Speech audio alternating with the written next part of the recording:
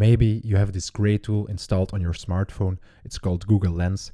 It's an amazing tool to do online investigations, but you can also use it on your desktop. I'll show you how.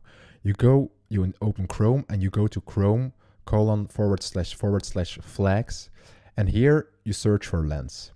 You enable the feature and you just relaunch Chrome and it will be installed. This is a beta version, but what you can do now is you can drag an image to Chrome, just to a tab, doesn't matter which one, and you right click on the image and click on search Google for image. So right click, search Google for image, and now it immediately opens Google Lens search. This is not Google image search, this is different, this is better.